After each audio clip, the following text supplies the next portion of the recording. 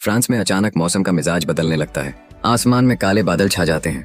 लोग सोचते हैं कि यह एक सामान्य बारिश है, लेकिन जैसे ही पहली बूंद जमीन पर गिरती है, हर तरफ चीख पुकार मच जाती है। यह साधारण बारिश नहीं थी, यह थी मौत बरसाने वाली तेजाबी बारिश। जिस किसी के शरीर पर इसकी बूंदें पड़ती, उसकी त्वचा जलने लगती।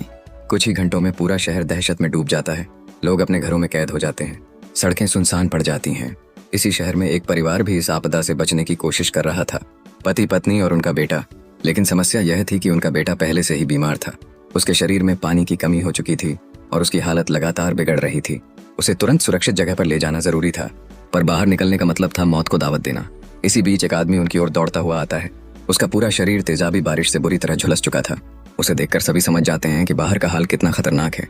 अब परिवार के सामने केवल एक ही रास्ता बचा था, उन्हें किसी सुरक्षित जगह तक पहुंचना होगा। जान जोखिम में डालकर वे घर से निकल पड़ते हैं। चारों तरफ तेजाबी बारिश बरस रही थी। हर कदम पर मौत उनका पीछा कर रही थी। रास्ते में बेटे की हालत और खराब होने लगती है। वह मुश्किल से चल पा रहा था। तभी उन्हें पहाड़ों के बीच एक गुफा दिखाई देती है। उन्हें लगता है कि शायद वहीं शरण मिल सकती है। लेकिन तभी बेटा अचानक अपनी माँ का हाथ छुड़ाकर भागने लगता है। माँ उसे रोकने की कोशिश करती है, लेकिन देर हो चुकी होती है। घबराहट में वह सीधे गुफा की ओर दौड़ पड़ता है।